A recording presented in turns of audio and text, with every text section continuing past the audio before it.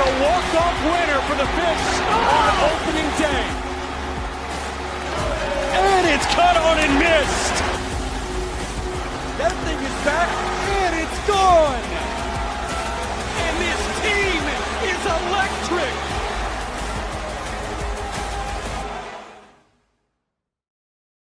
It's the last show of 2025. The last time you'll hear our voices in 2025. It's the Marlins Hot Stove Show on the 16th day of December. Yes, it's the final one before we go to holiday break. All shows on Marlins YouTube and also our podcast page at Marlins Radio. We have an awesome show for you ahead. Steven Strom here, Jack McMullen, Jakob Marsee.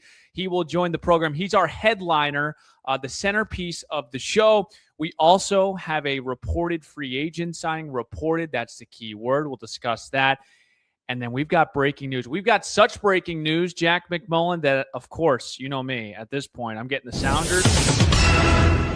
That's big time. That's when you know. But we do have something we have to start on the top here, off the top, because it's frontal.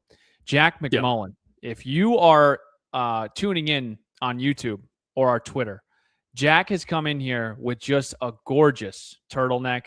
We discussed it in Love It or Leave It. We know that Jack proposed in a turtleneck, and I pose the question, is that the turtleneck that you are wearing right now for our final Hot Stove Show 2025? It is not the turtleneck. Would that be correct? That turtleneck is sitting about 5 feet away from me. That's a red one. I opted for red turtleneck under navy bomber jacket for the proposal. But right now I'm going with the charcoal, the dark gray turtleneck. And here's the thing. They are the butt of a lot of jokes. Okay. If you've ever existed, and I understand that we're talking to the South Florida community, but if you've ever existed in sub 30 degree Fahrenheit temperatures, you know that nothing beats turtlenecks and hot chocolate. I saw an article from the New York Post about hot chocolate, like decreasing bone density and not being good for you. I don't drink it because of the antioxidants, folks. I drink it because it's cozy, it's yummy, and it's a great holiday beverage. But for me, like, holiday time is a turtleneck, and it's like hot chocolate, and it's sitting by a Christmas tree or menorah, whatever you may do. And like, I just wanted to get involved with that. So when you brought it up on Love It or Leave It, I said, you know what? I'm going to bust it out. I was just doing a live show with my friends at Just Baseball, obviously the other show that I do. And as soon as I came on camera, we got like 4 or 5 comments that immediately rolled in. Oh yeah. Like, you look like Steve Jobs right now. I didn't try, Steve but Jobs. Like, it's the glasses and turtle. Well, the turtleneck looks phenomenal, Jack, and it's great to have you, and it's great to have everyone in here again. Marsee, who had just an incredible year, will join us in probably about 10 minutes. But I do want to start off the front here. We do have a reported signing headed to Miami. It is Christopher Morel, 26-year-old. And I want to go through this because I know that you've been into Christopher Morel, Jack McMullen, as a former Cubs man. But Morel was a big-time IFA, international free agent for the Cubs. He played a lot of shortstop, third base, some time in the outfield, played a little bit of everywhere. So from that standpoint, checks the versatility for the Marlins. He debuted with the Cubs in 2022. He hit 16 home runs. The big issue for Morel has been the Ks, the strikeout percentage, 32.2% at the time. Didn't have a ton of regular playing time with Nico Horner and Dansby Swanson up the middle. Swanson, by the way. And then he was dealt to the Rays in that big-time trade. And again, kind of the same thing with Tampa, 495 plate appearances, punched out 165 times, hit 14 home runs. The Rays decided to move on from him, and the Marlins reportedly are going to bring in Christopher Morel, and he's going to get a shot not only to play, but particularly first base. 7 different Marlins last year, Jack, played the position. Morel has 0 professional experience at the position, so it reminds me of the Moneyball scene. Is first base hard? Was it first base? It was, right? First base, yeah. Scott Hatteberg, and it was the Ron Washington. Tell him, Wash. It's incredible. Yeah, and by the way, Ron Washington's going. I forget where he got signed somewhere. By the way, he's advisor somewhere, or the big league infield coach somewhere. Somewhere. He was phenomenal. That meeting him was amazing. Okay, getting off topic here. ADHD.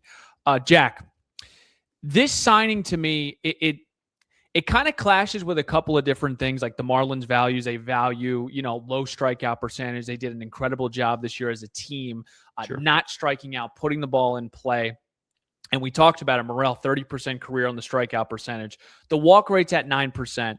But the defensive versatility, the athleticism, the elite raw power, as the baseball analytical guys like to say, it's there. Can the Marlins consistently find it? So I'll throw it to you here. Your thoughts on the signing, and how and where does Morel fit on this team? Yeah, so I saw Kevin Burrell reported that he's going to get a good bit of run at first base, and he's going to get some opportunity at first base, and it seems like that is the case, and it's a solid fit there. I understand that there are 0 big league appearances at first base to this point, but this guy is incredibly athletic. He's had time on the left side of the infield. He has had time in the outfield. So you feel like it's not a seamless transition because he's never done it, but you feel like it would be easier than most because he's an athlete and because he has this innate feel. What does he possess? Is it that the innate feel, like you said, the IQ? What is it? Athleticism?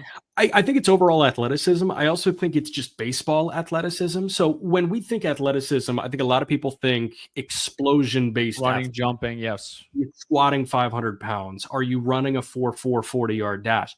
But baseball athleticism is, are you going to look like a fish out of water if you play first base for the first time in your life? Are you going to look like a fish out of water if you play left field for the first time in your life? And I think for Christopher Morel, the answer is a clear-cut no. What we've learned is this guy will look okay at these positions.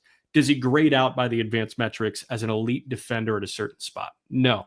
There were some things reported when he was in Chicago. Number one, I've heard nothing but great things about Christopher Morel, the guy, which is an awesome, awesome thing to have. And you love hearing That's an essential now, Jack. I don't care who you are. 100%. And like, especially in that clubhouse, there was no bad egg in that clubhouse. So you don't want to bring one in, and they're bringing in a very good egg. But one of the things that was reported when he was in Chicago is he had some trouble playing third base because of an arm slot. I want you to think about a two-seam fastball from a pitcher. Two-seam fastball is going to run a lot.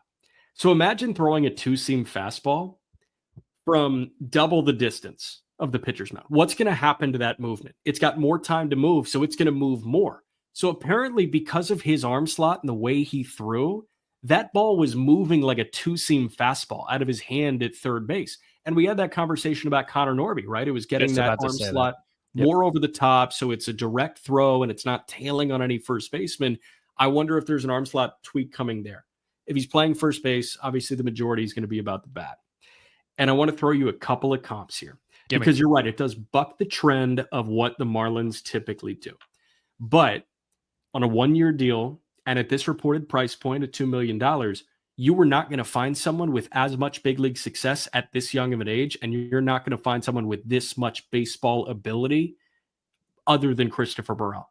He is the cream of the crop when you look at this price point and this length of contract. So love this. It's a low risk, high reward type of signing. Again, a reported signing. But the comps that I want to throw you, a lot of Cubs fans, when he first came up, saw the good of Christopher Morel and said, if you squint, you see a little bit of Javier Baez, the good version, where it's super exciting. And sometimes the swing decisions aren't awesome. He's hitting a bad pitch hard. Yeah. And when he connects, it's a dream, and he's a freak athlete, and he's got a great smile, and it's fun.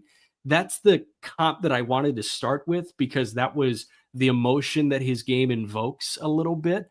And the swing is a work of art, much like Baez, where it's whippy, it's violent. And when he connects, man, it is an absolute joy to watch. The other one I want to throw you, and this actually does align with the Marlins philosophy. How many times have we heard Peter Bendick say, development shouldn't stop at the major league level, and development is not linear? Preach. This guy is a young 26 years old. And I look at Joe Adell in Anaheim. Joe Adell, the outfielder, was a candidate to be non-tendered, was a candidate to be designated for assignment by the LA Angels. And what does Joe Adell do in 2025 in his age 26 season?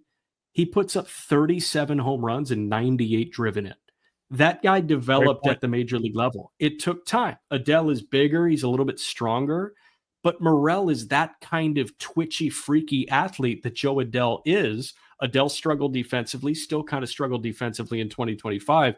But for me, Why can't the development of Christopher Morel mirror that at least to, 60% of what Joe Adell did? And I think that there's a world that Christopher Morel does unlock that kind of thing with the right coaching. I saw in Ken Rosenthal's tweet that he mentioned the Marlins are confident in Pedro Guerrero's ability to kind of help unlock Morel's plate discipline. That's really cool, man. And that will certainly test, can development still occur at the major league level? I think everybody within the organization thinks, yes, absolutely it can. I think it's a great point. I think it's two interesting people that you brought up in Adell. And I think because some people tweeted me like, oh, Morel, is this like Matt Mervis? Is this like Vidal Brujan? And it's like, no, because Morel, like, he still hit 16 home runs in a single season. Like, that's still like somewhat like, you're like, oh, ooh, like, when you're looking at the numbers, when someone comes over to your team, you start kind of going through like what kind of pops out. It's like, all right, 16 home runs. Like, okay, the strikeout percentage, fine. But a guy like Matt Mervis, who we loved, never hit 16 home runs, in a season prior to coming to the Marlins. Vidal Brujan the same way. So I think this is a different cat. I also really am a believer in guys getting legit runway. And I think this is an opportunity for Morel, again, reportedly signed to Miami, where there's no Dansby Swanson. There's no Nico Horner that is going to block him. And that's not an insult to Xavier Edwards or Otto Lopez, because those two guys are going to play almost every single day. But I do think, and I also think, the Marlins can use a little bit of pop in the lineup. I mean, if there was one thing that you would probably say, Jack, about the offense, it was Stowers, it was Augustin Ramirez that were your aircraft carriers, as the great Rod Allen would like to say. Yeah. And I think, this guy can be someone that can, run into X amount of home runs, but I don't think that's how we want to say it at the end of the year. We want Christopher Morel to be more of a consistent, we know what we're getting every single day, versus is he going to go, whatever, a month without a home run and strike out a bunch of times. Yeah. I think at the end of the year, there are plenty of worlds. If you went through 1,000 simulations, there are plenty of worlds in those 1,000 simulations that come out, and 29 other teams are looking at the Marlins saying, they got Morel for how much? Right. It's nothing. And that is what everybody's banking on here. And I'm with you. Like, you play the microwave game a little bit with Christopher Morel, where you ride the, highs and you stomach the lows to a certain extent. But I think the Marlins are really confident that they can make sure the dip is not as deep as it was in Chicago and in Tampa. And to your point about not competing with Dansby and Nico for reps when he was in Chicago, like, he's not competing with Otto and X because it's reported that he's going to play some first base. So, like, there's not an aircraft carrier. And I do still consider Otto and X aircraft carriers because they're in the lineup every single day. He's not competing with an everyday guy. He can play some third. He can play some first. He can maybe fill in the outfield. He can DH a little bit too. There are plenty of ways to get him in the lineup. So he's not taking away from any everyday type of bat. It's a really fun shot to take here, I think, for Miami. And if they calm down the swing decisions a little bit, this guy's athleticism can shine through. And there's a world where he gets 400 to 500 plate appearances this year and is great and gets close to matching those 16 home runs that you mentioned. And I do want to circle back on that real quick, because it's important that the proof is in the pudding. To your point about Mervis, to your point about Vidal Brujan, the proof wasn't in the pudding for them. It really ever. Like, it was obviously in the pudding for them in AAA. Yep. But in terms of big league success, it hadn't happened yet. And the Marlins were banking on it happening for the first time with them. We're not banking on big league success happening for the first time with Morel. We're banking on it happening for the second or third time. Regarding a little less volatile, I think. Yeah. Just more steady Eddie a little bit. And again, it's hard baseball. I mean, when it comes to consistency, what is consistency? 3 for 10. I mean, that's what it is at this. I mean, that's not even 2.5 out of 10 at this point. But the last thing I want to say, and I have no idea about the clubhouse of the Chicago Cubs, but I do know the clubhouse of the Miami Marlins. And I know that, like you said, development is encouraged, working every day and not having an ego in the clubhouse. And look, let's be honest here. I mean, there are guys that make different amounts of money, and what comes with that are, I think hierarchy, ego, whatever it may be. And I know the Marlins don't have any of that. I don't know what happened with Chicago. I do know that there are guys that are making a lot more money than Christopher Morel was at the time. I think this is a good fit for him as well. He kind of looks around. He knows some guys, and he also knows that they were in the same shoes as him maybe a year ago. Maybe it's someone like an Otto Lopez, whoever it may be you want to pick out of that, Ronnie Enriquez, whoever you want to pick out of that clubhouse. There's an example of someone that has come to Miami and that has been developed at this level, to your point, Jack, and now have a legitimate spot on an MLB team. Yeah. One of my favorite things that I heard from a Marlin this past year was Tyler Phillips during his media availability in Philadelphia. And there was a Phillies writer that went up to him and said, "What's the difference between playing for the Phillies and playing for the Marlins?" And he said, I feel like I can be myself. There's not this hierarchy of only spoke when you're spoken to. And like, listen, that exists. That exists in a lot of clubhouses around Major League Baseball. And I'm not saying that it's a wrong thing. I'm not even saying that it's antiquated. It's just hierarchy exists in some places. And with the Marlins, individuality is preached, individuality is encouraged, Yep. and this cohesive environment built by 26 individuals in that clubhouse is one of the best things that we have. It's amazing, and you never want to give it up. And again, I've never met the guy, but everything I've heard from people that interacted with him in the minor leagues, in Iowa, the AAA affiliate of the Cubs, and around Chicago, around Tampa, everything I've heard is great guy. Right. He's going to be a great add to the clubhouse, and that's all we can ask for. And here's to hoping that he clubs 20 to 25 jacks, huh? Amen to that. That's a good little New Year's resolution. He's going to be paired with Craig Driver, by the way, who again is on the Marlins coaching staff. He was previously with the Chicago Cubs. Again, Morel with Chicago, and then was traded to the Tampa Bay Rays and reportedly signing with the Miami Marlins. Okay, let me get a drum roll into a breaking news.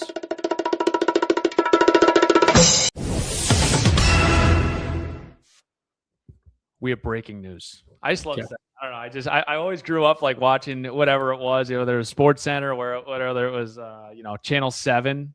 So you should do the David Muir thing on ABC World News tonight. Oh my God. In the intro, count how many times he says the word tonight. Like, just do it. Whenever you sit down and watch David Muir, he says tonight in that 60-second intro, maybe 15 times. We have breaking news tonight. Thank you tonight, for being we with have us breaking news tonight. Yeah. He's got incredible hair too. Great Okay. hair. We have breaking news on the coaching front.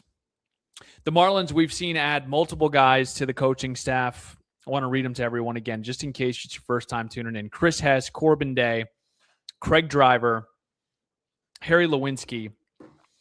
And now, this is hiring from within the organization. Congratulations to Rob Marcello, who has been named the Marlins assistant pitching coach. Again, Marcello was the Jumbo Shrimps pitching coach, and we know this year the Jumbo Shrimp took home its first International League trophy since 1968. He served as the San Diego Padres director of pitching and then was a coordinator in the minor league system with the Seattle Mariners. But this is big, Jack, for a couple of reasons. Not only congratulations to him, that's an amazing accomplishment for Rob Marcello, as a lone Leishman is off to Colorado. But it also is important because he might see some guys that he was working with in AAA, maybe not next year, but I would promise you in at least 2 years, maybe this year, he will work with some of the guys that he worked with down in AAA. Yeah, he saw really strong starts from Robbie Snelling. Robbie Marcello Jr. He also got to work with Thomas White for a bit at the end of the 2025 AAA season. And a couple of relievers that I want to shout out too. I mean, he got to work with Josh White, who was added to the Marlins 40-man roster, a couple of other guys like that. And oh, by the way, he was working in tandem with Joe Mack, the top catching prospect in the Marlins organization and one of the top catching prospects in all of Major League Baseball. He was working in tandem with Mack. He also got to work with Gusto a bit. He got to work with Major a bit. These are so many guys that have gotten to know Robbie Marcello Jr. So really excited for that. It seems like he's got that new school approach to pitching. Again, heard nothing but great things. His Twitter bio is punch tickets, the ticket emoji. I saw that. Clearly, he loves the punch out as much as really anybody. Yeah, he gets it. But it's cool. It's always cool to see organizational philosophies make their way in terms of personnel to the big leagues. And something that we've heard preached by Bill Hiesel, by Daniel Moskis, by Peter Bendix, by Gabe Kapler is They want the line of coaching. They want development to look the same. They want the messaging to be the same from the big league level to the Dominican Summer League.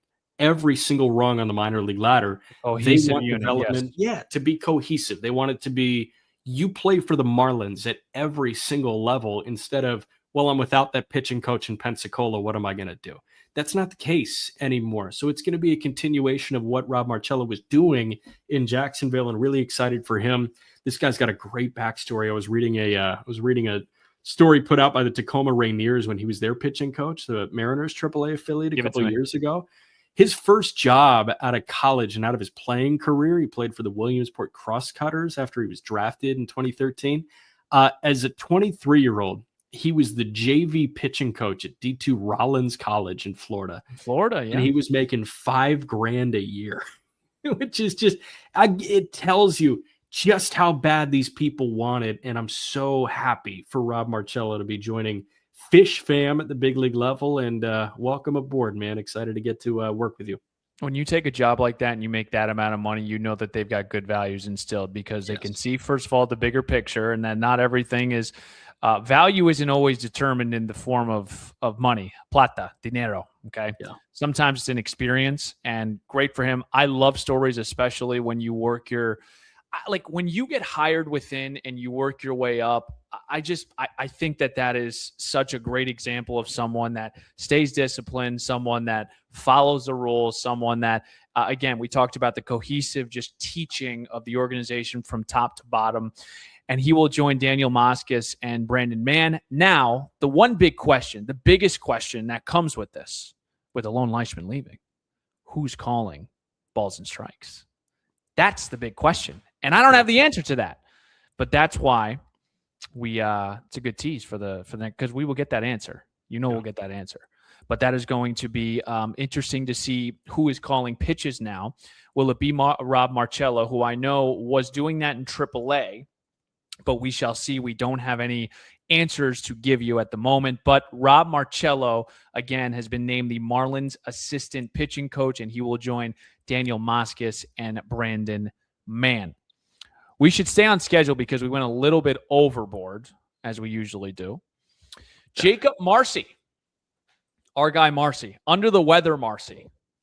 You'll get what I'm saying in just a sec on the other side. Hey, Marlins fans, we can't even begin to tell you how excited we are for 2026. 2025 was amazing. We have so much to look forward to headed into the year. Lone Depot Park is going to be the place to be for spring and summer. So make sure to go get your tickets. Opening day, it's going to be Friday, March 27th, Marlins and the Rockies. That's going to be at 7:10. You can also get opening day tickets plus single game tickets for all 81 Marlins home games at marlins.com/tickets. They are on sale right now. And don't forget to join us for Fan Fest. That's going to be on Saturday, February 7th. Jack and I will be there doing the live show. You can meet your favorite players. You can walk your favorite ballpark, and you can start off the year in a big way. Hey, South Florida sports fans, the ultimate holiday gift is here. It's the Marlins Holiday Bundle. Opening day on Friday, March 27th against the Rockies. That's included. Then you choose a marquee game. The Phillies are coming to town. The Mets are coming to town. How about the back-to-back World Series champion LA Dodgers? And stack up to 3 Tier 2 games. Then rep your team with a City Connect jersey at a special price. Do not wait. Lock in your seats now at marlins.com/holiday. Otto at second. 2-2 to Jakob. On the way. And Marsee drills a ball out to right and deep. A line shot. Nearly gets to the concourse and gone. Out to right. He got a hanging sweeper and he did not miss it. Second homer of his career. Second homer against Gavin Williams in the first. And the Fish. All right, this guy played what felt like the entire year with the impact he made. He played just 55 games. He was the Rookie of the Month in the month of August. MLB Pipeline first team all-rookie team, 292, 5 home runs, 33 RBIs. All of these things make Jakob Marsee incredibly uncomfortable because he's such a team guy, and he's really showing his teamness today because he's feeling under the weather, and he's still joining the Marlins Hot Stove Show, and we appreciate that. We'll give him some claps when I get the sounds going. But Jakob, thank you very much for joining me. And how you feeling? I'm doing good. My voice is coming and going, but excited to see you guys.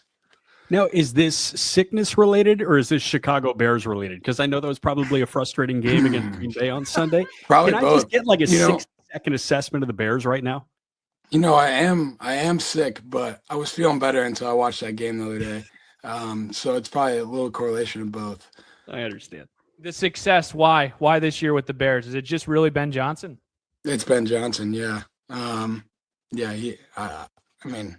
Everything's changed since he's came to the Bears. I still don't think it's the year. Obviously, I hope so, but I'm realistic. So Very How good. did they are good. How did that happen real quick? You've given me the lowdown, but you're a Michigan kid, obviously. You didn't adopt the Lions. Why did you adopt No. another NFC North team? So my dad said when he grew up, he was watching Walter Payton, and then I just grew up watching the Bears because he was a Bears fan. So it's kind of how it happened. It's a good experience. All right, Jacob, we got a plethora of things we want to talk about with you. And I guess we'll start here. We talked about the 55 games, the impact. For you, you came up here, you lit the world on fire, and you had a really nice year, obviously, down in the minor league. So when you're going into the offseason, what's the conversations like with the coaches and management? What do they want you to work on, and what's your primary focus going into 26? Yeah, I think like the main thing for me is just getting my body right and getting healthy and just prepare myself to be able to play the full season up in the big leagues, and then just any way I can get my body right and just get a step ahead for next year and be healthy. And then on top of that, just cleaning up some things at the plate and other things just to stay more consistent and just keep trying to find ways to get better. I think a lot of Marlins fans would say, what do you mean there's nothing to clean up? You were awesome at the plate. I mean, this guy got Rookie of the Year votes playing fewer than 60 games. Mhm. What are those things you want to clean up at the plate? What are the things that you've identified, or maybe the hitting coaches, or maybe even somebody, not associated with the Marlins have identified? Yeah, I mean, I think part of it goes back to the whole getting my body right and stuff too, because I think at the end I got a little bit tired and got out of my mechanics and stuff like that. But a lot of it's just posture related and not over adjusting to stuff, and a lot of that's more mentality than anything, and but just cleaning up posture. We look? Yeah, you go, Steven. What does getting your body right, I guess, look like as far as you wanting to last the entire time? What can you do right now that's going to better benefit you? Yeah, I'm working on been in contact with some of the trainers and stuff, and coming up with different routines I can do now to help with like my hips and other stuff, just stuff that will help align my body better, just so that I'm just taking pressure off certain areas and just stuff like that, so that I'll be able to be healthy throughout the whole year and playing the way I play rather than a little bit slower. I assume this isn't a novel concept to you. Like, you were introduced to these practices in 25, maybe even going into 25. What's your history with those practices of hips and posture been like over the last year or so? Yeah, I mean, it's been something I've been working on for a while, so it's like not totally new to me. I know my hips are pretty tight, so like it's fine. But yeah, definitely being around more staff and stuff and having more like one-on-one attention definitely helps even more, and is helping me a lot. So All right, let's lance the boil here early, Jacob. Without getting into contract stuff, what does it mean to be seen as a key part of what the Marlins are building and being a part of that long-term vision? yeah, I mean, it's really cool. It's special and means a lot to me. Obviously, only played a couple months, but I mean, our goal our whole life is to be a big league player, and something I really take a lot of pride in and want to win a lot of games. And just with the group we have around there and the direction everything's going, it's super special. Just for them to look at me as part of that future, so means a lot to me. Jacob, I'm sure that, these conversations, these reports, they wouldn't be showing up if you stepped in and just, like stayed in your lane in a bad way, just focused on the individual. When you came up, you were entirely about the team, and your major league debut was probably the game of the year for the Miami Marlins. And we just played a highlight from that game in Cleveland to open up your spot. And the thing that you said to Kelly after the fact was the thing that you were most proud of in that historic day for you was getting the win. How much do you feel like you as a clubhouse presence kind of impacts the conversation around you in a Marlins uniform moving forward? Yeah, I mean, um, I think no matter where I'm at, it's like all I cared about was winning. And that stems ever from me being younger. So I think it's just something I've always taken pride in. And I think not necessarily like what you do in the clubhouse, but like how you act and go about your business, I think carries throughout.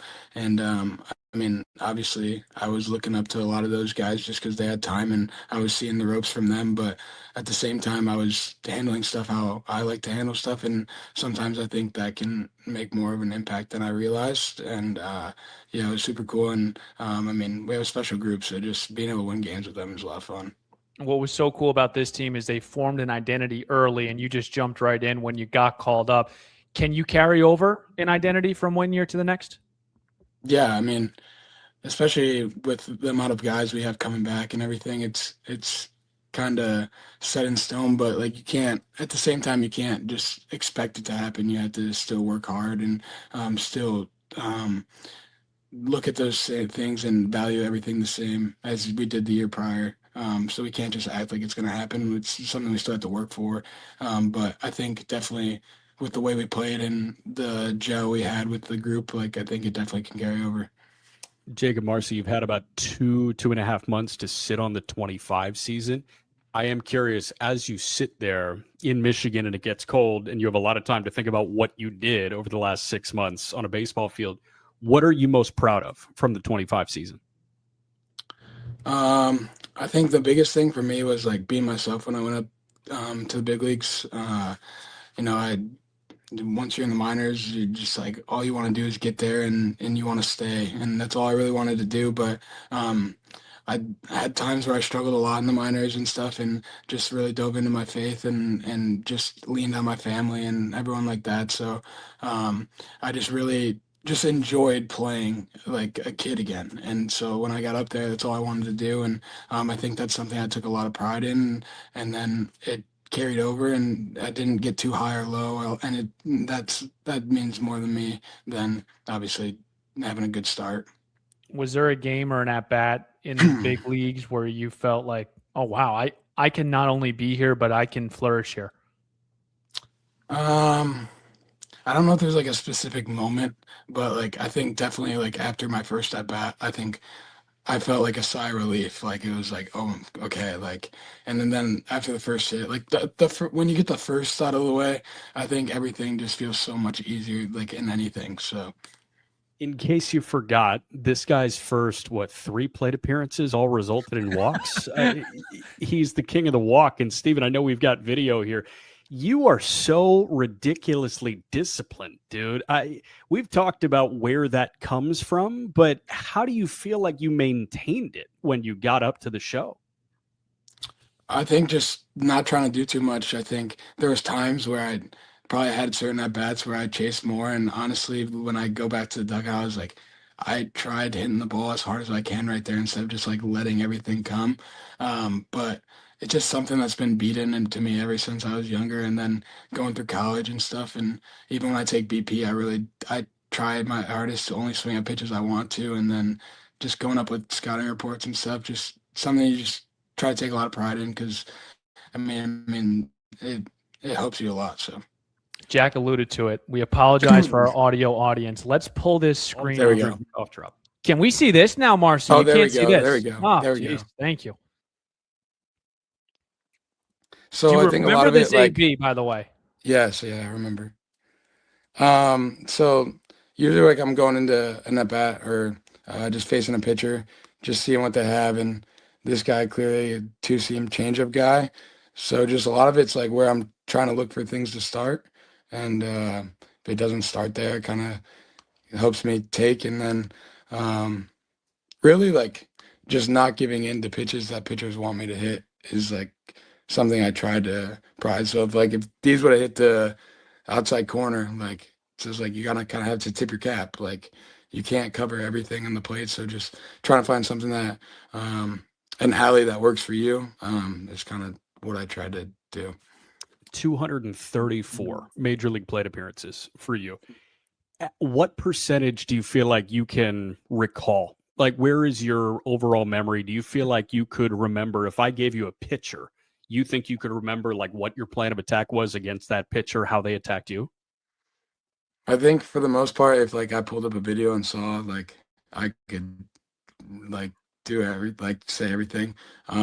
There's probably somewhere like if we just talking I couldn't, but there's like I don't know. I remember stuff from high school and I have no idea how I do that. So like just like when it comes to at bats, I don't know. I can remember key So moments is in it a sports. similar percentage? Like obviously we show you a video of a big league plate appearance. You'll be able to have some recall there. Is it the same in Jacksonville in 2025, or do you feel like it was upped when you got to the bigs? Um, I think like if you treat everything like you gotta treat everything the same, and I think no matter where I've been, I've always took as much pride in every single at bat. Um, so I think I can remember most of the at bats when you pull them up. They're pretty much the same, but obviously everything's a little bit heightened in the big leagues just naturally. So Are you a numbers guy? Are you an analytic guy? Do you look at Baseball Savant? You don't do any of that stuff? like a little bit, but not really. I try to stay away from that stuff. So like your underlying numbers, the swing decisions, the chase rate, stuff like that, like the advanced metrics, you don't look at any of those, or they guide you to any adjustments that you make, or is it pretty just what you see on film? I mean a little bit of both. Like if I'm chasing a bunch, like obviously I can feel it, but if like the numbers say that, like I know what it correlates to and stuff like that. But I try not to look too far deep into it because then I start thinking about that stuff too much, and I try to dumb things down as much as I can, honestly. And with the Jacob. walks, who do you credit for the plate discipline? Oh, I mean, there's a lot of people I credit for, like ever since like growing up with my dad and just him yelling at me or travel coaches. And then college is the biggest thing, just when I really developed the approach, just because, I mean, we talked about it so much and still work with them on it to this day in the off season at times. So just there's a lot of people that like had a helping hand in that. Jacob, last one from me. What stage, I guess, mentally are you at in the offseason? Are you itching at this point to get down to Jupiter? Do you need a couple more weeks of R&R before you ramp up? Where are we at?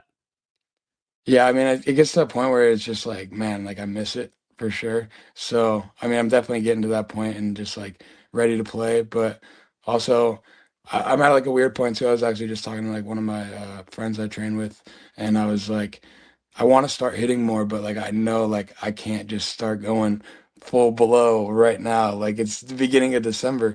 So it's like just that weird point where it's like trying to like balance yourself, but also getting enough work in. I'm getting the TikTok camera ready, Jack. I'm going to get the promo ready. Ready? Jacob, at the end of the year last year in Philadelphia, you guys were eliminated from the playoffs. And we heard from the clubhouse that, you guys were incredibly disappointed that you guys were eliminated. Coming into this year, is the playoff word being thrown around? Is that a legitimate goal that you guys are all sitting here and saying, after last year, we were right there. We were still alive with a couple games left. We can do it this year. Yeah, I mean, I think a lot of us thought when we got eliminated how we could have done it. Like, I remember having conversations with certain guys and just being like, dang, we let this game slip away or this slam slip away. Like, I think when you really look back, obviously I wasn't there all year, but even just in the 2 months I was there, we could look back on games where it's like, dang, we let that one get away, and like it all adds up. So, I mean, we have a good enough group, and we're all hungry enough, and play the right way. Where I think it's 100% that. I mean, if you're not shooting for that, like, what are you doing? But at the same time, yeah, I mean, it's definitely talked about. But if we handle our business, then it's gonna all take care of itself. You done with your holiday shopping? No, You gotta get I going? need to be. Are you? Almost done. I think I got to Yeah. get a couple more things, but I'm pretty much done. I think this is the most ahead of it I've been, so I'm getting there, but definitely. But your answer is still nowhere close. Yeah, Nice. yeah. Good. Yeah, I never said I was a good gift giver. Do you get uncomfortable opening up gifts? Do you have like opening Yeah. up gift anxiety? Like feel like you have to make a face for them?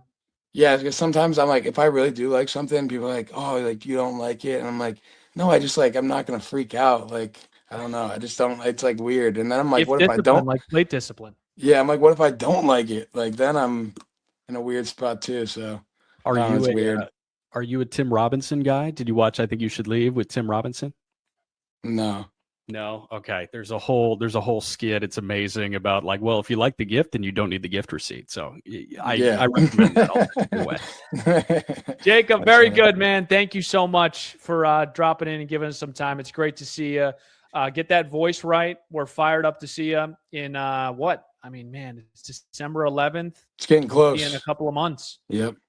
Yeah. Thanks for having me, guys. Good to see you guys. Of course. Good to see you too. We'll break and we will have more on the Marlins Hot Stove Show. Hey, Marlins fans, the 2026 season is right around the corner, and the Fightin' Fish are primed to make this one a memorable year in South Florida. Building off of an exciting 2025, the Marlins will look to make some serious waves at Lone Depot Park beginning in late March. Join us at the ballpark on opening night when the Fish host the Colorado Rockies under the lights on Friday, March 27th. Opening day tickets and single game tickets are on sale for all 81 Marlins home games. Just head to marlins.com/tickets and make sure you're there for the summer fun. Okay, holiday season is right around the corner. And for me, I'm done getting the jewelry. I want to give my loved ones experiences. So if you have that special someone that's a huge Marlins fan, the holiday bundle is the way to go. You first get automatically a ticket for opening day, March 27th. It's the Marlins. It's the Rockies at 7:10. You also get to pick a marquee matchup. That's against the Mets, the Phillies, or the Dodgers, who just won back-to-back titles. And the best part, my favorite part, I love jerseys, and I love the Marlins colors. On Saturdays, we saw the City Connect jerseys. They were fire. You can get that customized at a special discounted price. So go right now, marlins.com/holiday. Get that holiday bundle for that special Marlins fan in your life.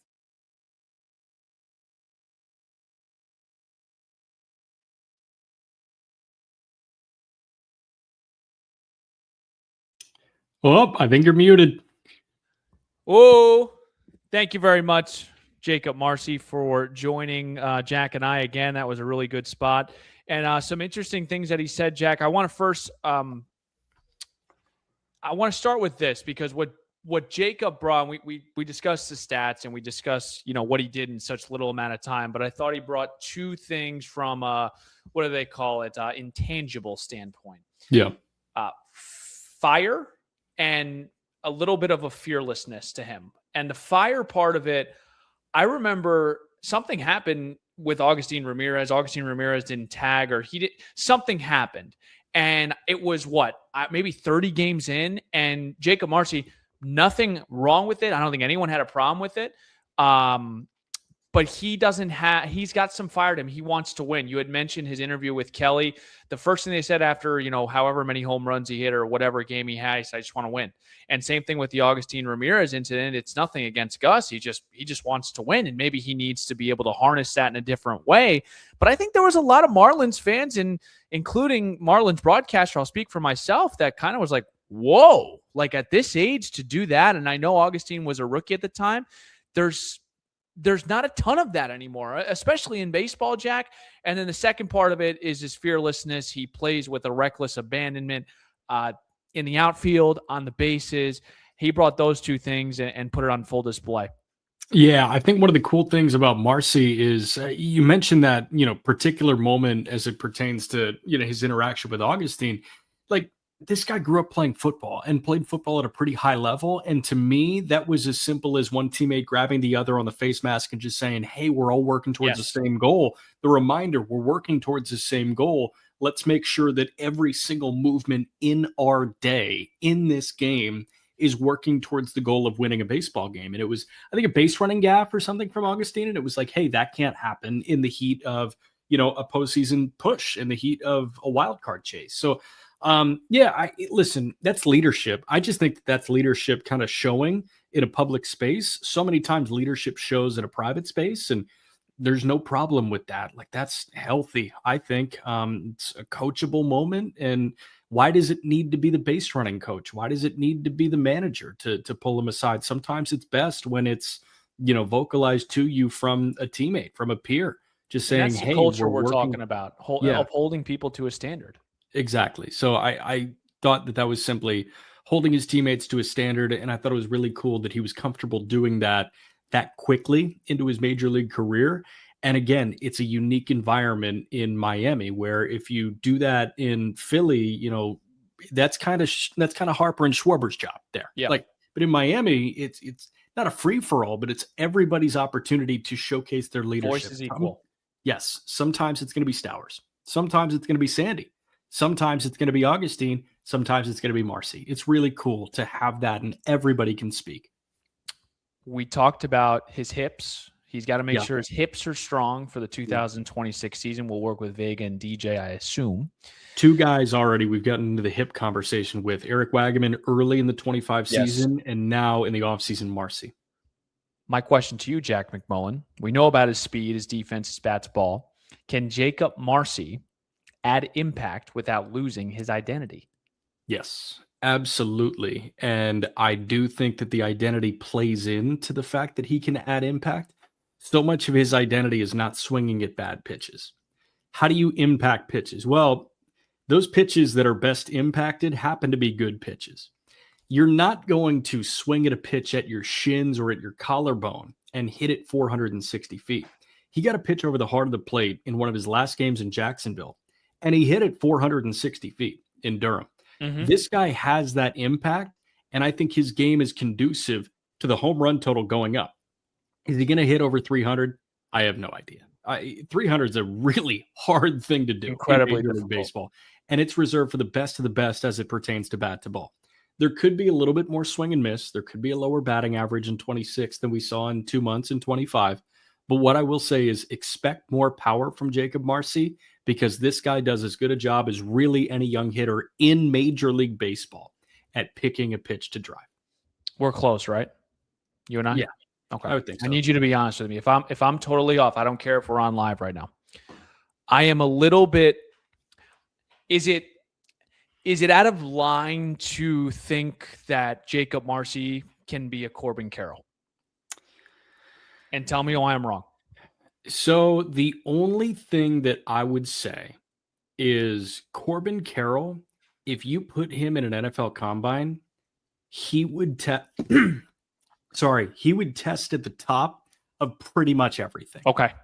What I don't think people understand about Corbin Carroll, like obviously in the 40-yard dash, he would be as good as anybody in Major League Baseball, right? This guy's one of the fastest guys in the game. What I don't think people understand is he's one of those 5'10" guys that's sneaky squatting 550 pounds. And sneaky like repping out 225 on the bench. He's a freak athlete, and maybe Marsee isn't there. But Marsee's a super athlete. He's just not the level of like you're some sort of alien life form that Corbin Carroll is. But if he's 80% of Corbin Carroll, that's a guy that can make all-star teams. Yes. And like, I love where you're at. I think you identified the 100th percentile outcome. And I think he settles in somewhere slightly subdued in every aspect, but I totally see where you're getting at. Okay. Cause I'm looking at Corbin Carroll, and we saw him in a smaller sample size in 2022, was decent. He has the breakout year in 23, has the down year his sophomore year, which was still, he hit 231 average wise. It was down 22 home runs, 74 RBIs. You're thinking the power goes up, but you're more thinking that maybe 12 to 16 range for Marsee? Yeah, I honestly, I'm just thinking like best possible outcome for these guys. Like Marsee could hit 18, but Carroll could be 30 homers, 60 stolen bases. Yes. It's probably not. But I also think Marsee can run, not maybe at like Carroll, but I think he can get up there with the stolen bases. So if Carroll is 30 homers and 60 stolen bases, a great version of Marsee, I think, is 20 homers and 40 stolen bases. Great. It's not 30-60, but like I love 20-40 guys. Sign me up. The last thing, when I'm asking these guys, when you look at it on tape, I feel like tape is video. You think for football to tape is baseball to what? So we were texting a little bit. Yes. During this, you view tape as film, right? Because yes, the word in football is film. Yes. If you were to say, oh yeah, we're to go watch tape, go watch film. I think the word is just video. Like, oh, I'm going to go watch video. I'm going to go break out the iPad. So the baseball word for film would probably be video, but semantics. Didn't love, like, because I was thinking, I'm like, is he watching film? Like when I think film, I'm thinking he's with John Madden in a dark room in a movie theater, and he's, breaking down the X's and O's. Like the Gruden Jackson Dart thing. Please tell me you told me that. Yeah. Give me your hard count. Yeah, and he's like, you got to get down, man. You got to get down, Dart. It's funny. Okay. Gruden and Rod Allen sound a lot alike. Yes, very much so. Very much so. Okay, the final Love It or Leave It of 2025 commences right now.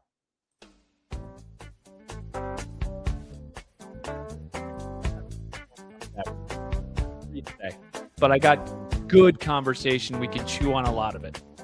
How many you got for me today? I got 2. Got 2. Okay, let's do baseball. Let's start with baseball. This was a little hot last time. Let me turn it down just a little bit.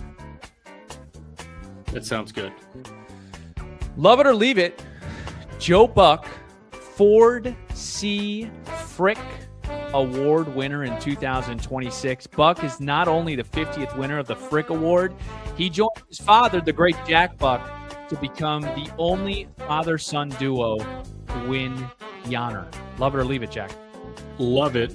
Joe Buck was the soundtrack of every big moment in Major League Baseball, and in October of the first 22 years of my life. So Joe Buck was one of those formative voices, and when you heard baseball being called on television, I think a lot of people wanted to sound like Joe Buck. And everybody seems to have an opinion on Joe Buck, the football announcer. People did have an opinion on Joe Buck, the baseball announcer.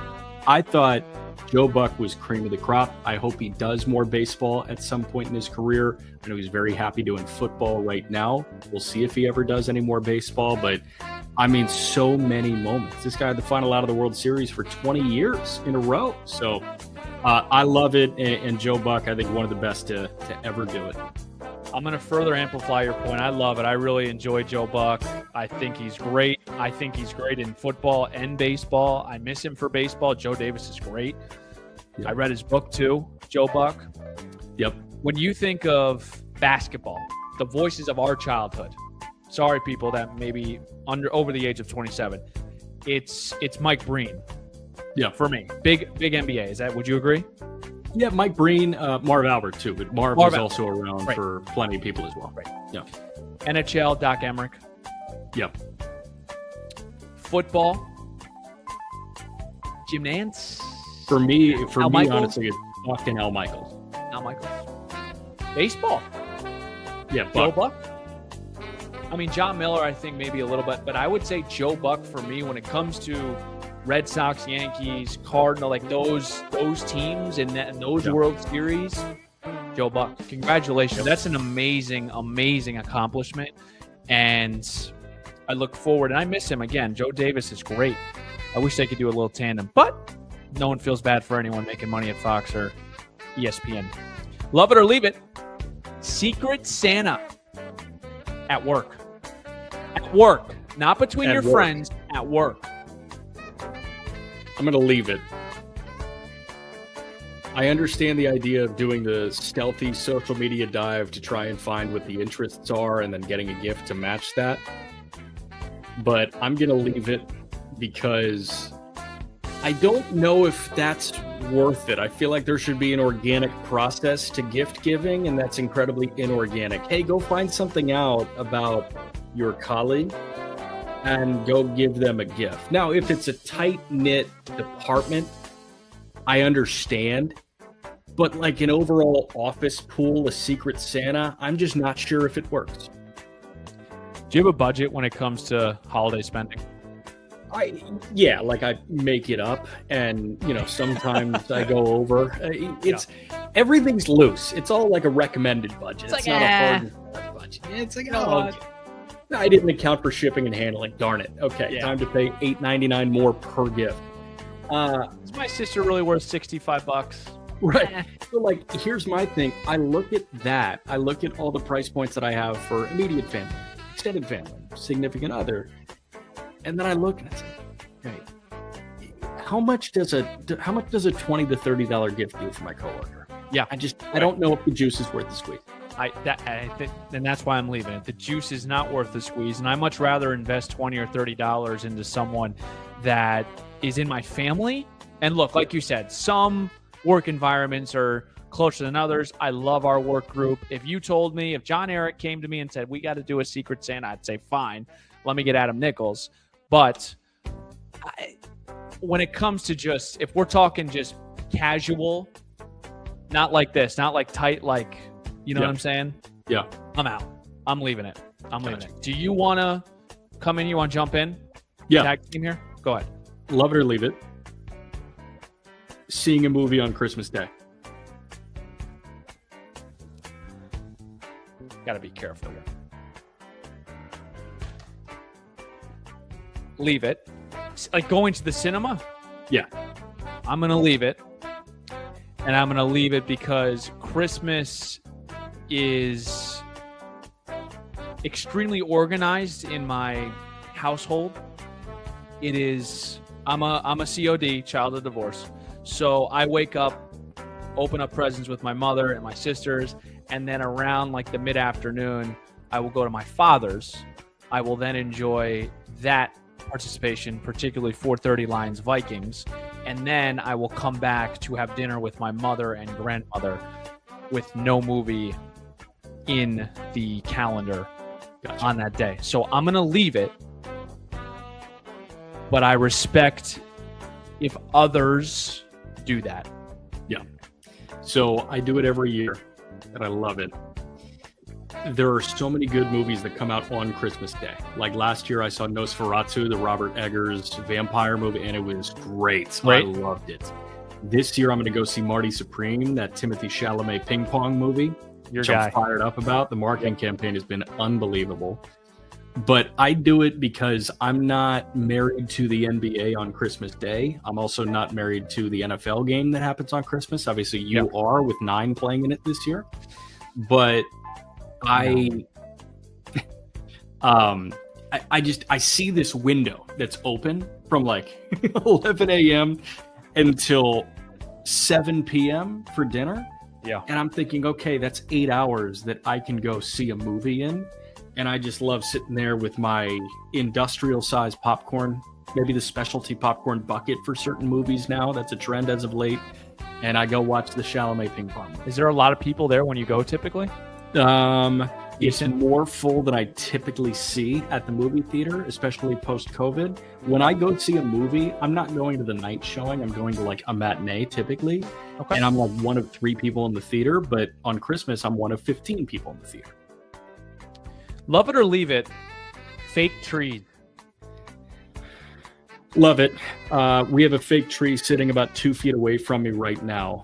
And the reason I love it is we bought it once. We just don't need to buy it again.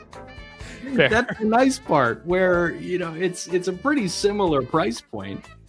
And I only have to get it once, and I'll probably replace it in 20 years, and it's nice. And we've got one on the wedding registry, and if someone buys it, great. Yeah, I probably never need to think about it. Very good. Yeah. I'm going to leave it. I think it's emotional betrayal. Sure. The idea of going out to get the tree somehow, some way, putting it on my mother's car somehow, some way. I get it. Yeah, experience. Yeah. Tying the knot, holding it. We got all people. It's just kind of this family affair. We're all in this together. Kind of So like when everybody starts yelling at each other, it's still worth it?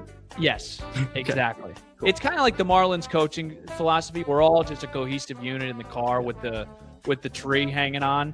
Now, the thing that stinks is we get it. There's cleanup. We get it. There's little pieces of branches falling, and some people might have allergies, but it's like telling me, oh, Steven, I want to go to IHOP, but I want to DoorDash it.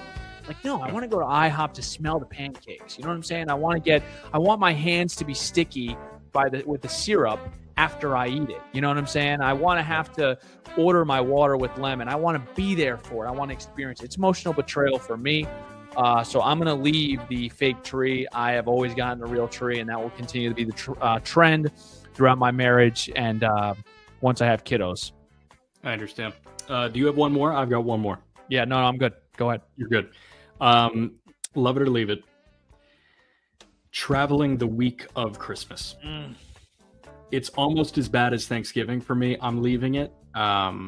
If I can get anywhere via car, I will do that. Airports from the 23rd to the 26th or 27th are one of my worst nightmares. Disaster. I am leaving Tuesday. The 23rd. That's tough. 23rd. So, Evening? man, am I a hypocrite? I'm leaving it, but, man, am I going to pray that everything goes smooth on the provider that I booked my flight with. Evening or morning? Morning, 7 a.m. You should be good. I should be. I'm leaving it with a huge caveat that I am a big-time hypocrite because I'm doing it. Yeah. I got a really good price, and I do have a basketball game I have to do so on that Monday, so I did book it later. Now, the problem with me is I got Christmas and then my dad's birthday the 29th. I know no one cares about that, but that's why I'd rather go a little bit later because I want to get Christmas and then on the hook for the birthday. And then coming back for New Year's. So leaving it completely with you, man. Now, did you make it mandatory that you were back in Miami on New Year's Eve? Because Yes. I am leaving. This is the last time we talked before this. I am leaving New Year's Eve. I'm not a New Year's Eve guy at all. Really? At all. So you're loving or leave? So love it or leave it New Year's Eve. You're leaving it. Leave it. Oh, leave it. Why? The whole, I'm going to leave going out on New Year's Eve. Is that fair? Yeah. Okay, yeah. That's my thing. Go stand somewhere incredibly crowded. Stay out later than I want to. Torpedo your January 1st. There's nothing fun for me that comes out of New Year's Eve. Yeah. I could see that. I did the city thing once. I don't know. I think it's different too, man. We're vets. We're vets. We're turning 28. Yeah. We're not going out till 3 a.m. I'll do the other thing is the fixed menus. It's $40 to get in the door. Yeah. And then whatever. Oh, it's all you can do. Wow, please. I'm good. I'm good on that. Okay. Excellent program. Great program. Tried to fade out of the music, just decide not going to do it. That's okay. It's not going to ruffle my feathers. Outstanding job, Jakob Marsee. Congratulations, Rob Marcello. Christopher Morel, kind of welcome to Miami, pending a physical. We are signing off here, folks. Our next show is going to be January 6th. Questions, comments for the show at SSTROM3 at Jack_McMullen11. Got that right. That was a blunder by me 2 weeks ago. Completely tagged some random Jack McMullen across the world. There's only one Jack McMullen. Not random. British soap opera star, Jack McMullen. Really? If you ever Google, he was on some sort of really good soap opera in the UK. Like Roy. So congratulations to that guy. Very good. Any other comments before we sign off? Happy holidays to everybody watching and listening. Thank you so much for being around. You are why we do this. You are why we are allowed to do this and get to do this. And listen, next time we talk to you, it's going to be the calendar of 2026, and we've got high hopes for the Marlins in 2026. And that just means baseball season's a little bit closer. It'll be 2 weeks closer, and I'm so excited to start talking to you guys. I know Steven is too, when we get down to Jupiter in mid-February, and full steam ahead. Marlins baseball. Let's go, baby. Yeah, quick spark notes. 2025 was incredible. We had such a great time with everyone, and Jack and I are so excited for what's to come in 26. I feel like I'm doing a commercial here, but I'm really speaking from the heart. There was a lot of question last year at this point on who the voice was going to be. Jack has stepped in admirably and done an incredible job, and I feel like we're rolling with some legitimate momentum here with Marlins Radio, and honestly across the organization. There's a really good energy and buzz to what is being formed here in South Florida. And again, we continue to get closer and closer to spring training, the whole thing, Jupiter. We're going to have games. Of course, we're going to do most of the games this year and be ready to go for 2026. I did want one question, Jack. Your college football winner. Who is going to win it all this year? Yeah, so we're going to talk before the Natty unfolds. We're going to talk after the quarters. I'll run through the first round for you real quick. Oregon stomps James Madison. Yep. Ole Miss, there are a lot of questions there. They beat Tulane tight. Okay. I've got Oklahoma beating Bama. Bama seems like they're lacking a direction right now. And then I've got, unfortunately, A&M over Miami. I love the idea of Oregon shooting their way through this. I think they're angry. I think they learned a lot from that Indiana loss. But Ohio State is also incredibly talented, and they have, I think, the positive of a loss in a Big Ten title to Indiana. They could be a little bit hungrier. So I go Oregon, but my hedge is Ohio State. Who you got? I'm going to take Oregon. I'm with you on Dan Lanning. Oh, he's amazing. He really is. Merry Christmas, Happy Hanukkah, Happy Holidays, Happy New Year. We will talk to you January 6th again. We've got an awesome lineup ready to go. Me and Jack had actually discussed that leading up to this show, so we're excited to give it to you. Jack, I will talk to you soon, my man. Thank you again for listening. I'm Steven Strom, Apple Podcast, Spotify, YouTube, at Marlins Radio. However you get your podcasts, however you consume your content, we are there, Marlins Hot Stove Show. Thanks again for listening, and we will talk to you in